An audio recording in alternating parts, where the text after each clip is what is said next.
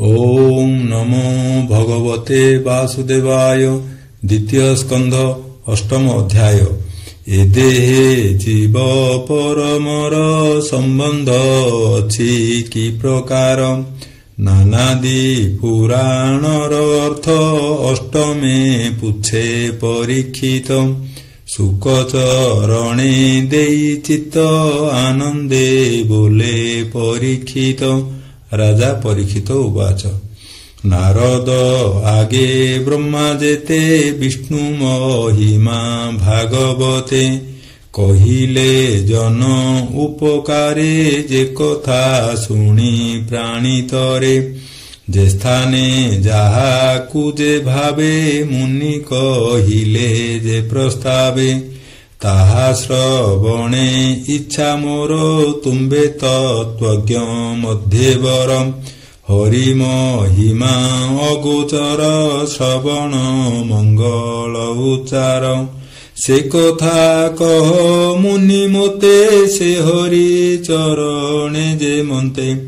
निश्चले मन करि स्थिर जे मन्ते छाड़ी शरीर। श्रद्धारे नित्ये जे बासुणे जे हरि कथा मने गुणे। मंगल नाम उच्चारण तार हृदये तत्क्षण। श्रवण मार्गे हरि पसे हृदय पद्मे स्थिरे बसे।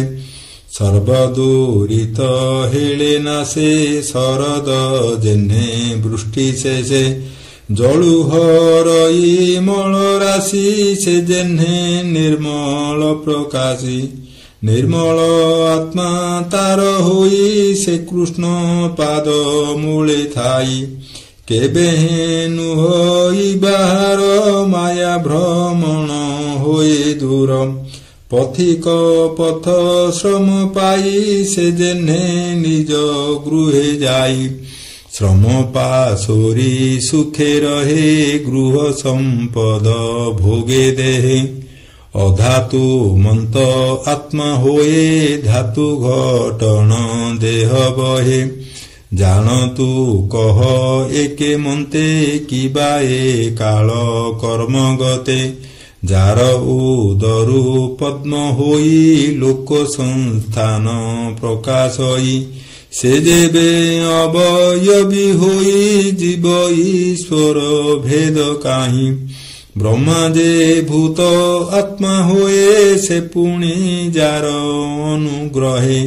आत्मारु प्राणी की सृजई स्वभावे तार जन्म नाही।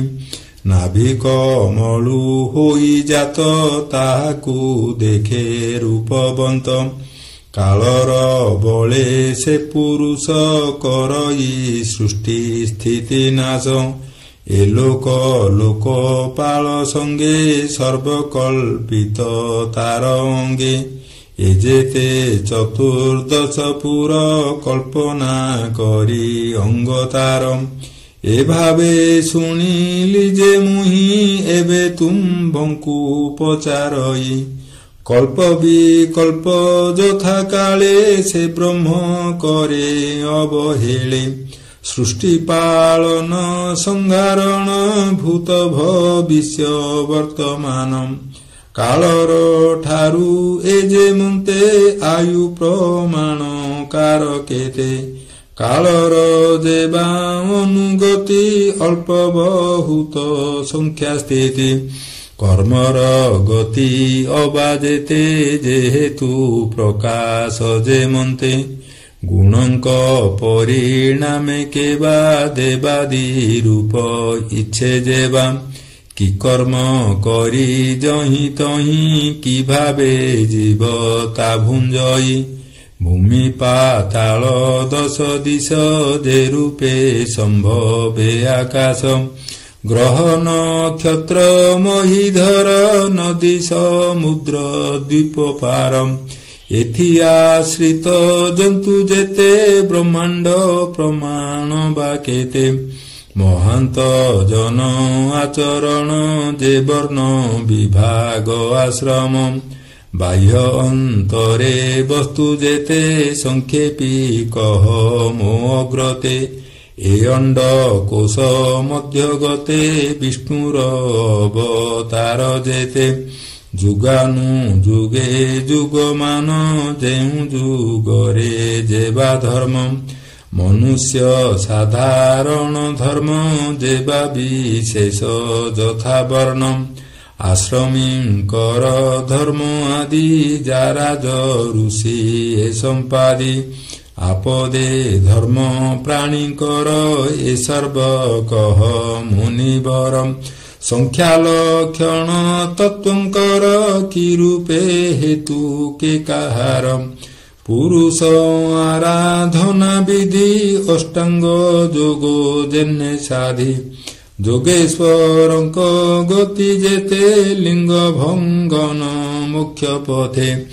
ଯେ ଧର୍ମ ବେଦ ଉପବେଦେ ପୁରାଣ ଇତିହାସ ବାଦେ ସର୍ବଭୂତଙ୍କ ଯେ ସମ୍ଭବ ବିକ୍ରମ ସଂକ୍ରମ ପ୍ରସ୍ତାବ ଯେ ଇଷ୍ଟ ବୈଦିକ କର୍ମ ଯେ ବା ସ୍ମାର୍ତ କର୍ମ ଧର୍ମ ଯେ ବିଧି ଯଜ୍ଞ ଜଳଦାନେ ଯେ କର୍ମେ ତ୍ରିବର୍ଗ ସାଧନେ ଯେ ରୂପେ ଜୀବ ସମ୍ଭବନ୍ତି ଯେ ରୂପେ ପାଷଣ୍ଡ ହୁଅନ୍ତି ଆତ୍ମାର ବନ୍ଧ ମୋକ୍ଷ ଦୁଇ ଯେ ବା ସ୍ୱରୂପେ ଯେନେ ହୋଇ ସେ ଆତ୍ମତନ୍ତ୍ର ଭାବଗ୍ରାହୀ ଆତ୍ମମାୟାରେ ସେ କ୍ରୀଡ଼ଇ ସେ ମାୟା ବିସର୍ଜି ଯେ ମନ୍ତେ ପ୍ରଳୟେ ରହେ ସାକ୍ଷୀ ମତେ ଭୋମୁନି ପଚାରିଲି ଯେତେ ସଂକ୍ଷେପୀ କହିବାକ ମତେ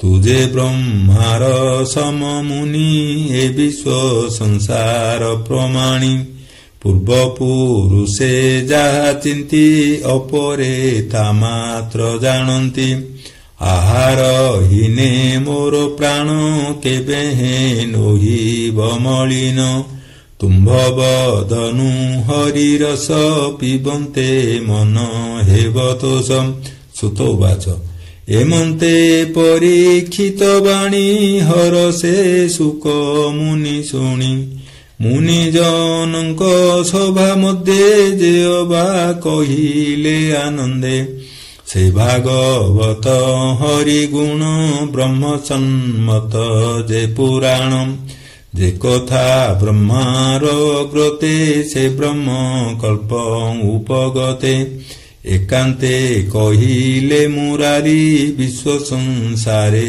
ଦୟା କରି ପାଣ୍ଡବ ଶ୍ରେଷ୍ଠ ପରୀକ୍ଷିତ ଯେ ପ୍ରଶ୍ନ କଲେ କଉକତ ସେ କଥା ଆଦି ମଧ୍ୟ ଅନ୍ତେ କହିବି ତୁମ୍ଭର ଅଗ୍ରତେ ବୋଲଇ ଦାସ ଜଗନ୍ନାଥ ଦ୍ୱିତୀୟ ସ୍କନ୍ଧେ ଭାଗବତ ଅମୃତ ରସମୟ ଗୀତେ ସୁଜନ ଜନଙ୍କର ହିତେ ପ୍ରାକୃତ ବନ୍ଧେ ଗୀତ ବାଣୀ ଶୁଣି ସଂସାରୁତର ପ୍ରାଣୀ ଇତି ଶ୍ରୀମଦ୍ ଭାଗବତେ ମହାପୁରାଣେ ପାରମହଂସ୍ୟାଂ ସଂହିତାୟାଂ ଦ୍ୱିତୀୟ ସ୍କନ୍ଧେ ପ୍ରଶ୍ନ ବିଧିର୍ ନାମ ଅଷ୍ଟମୋଧ୍ୟାୟଃ ଶ୍ରୀକୃଷ୍ଣଂ ସମର୍ପଣମସ୍ତୁ। ଓಂ ନମୋ ଭଗବତେ ବାସୁଦେବାୟ।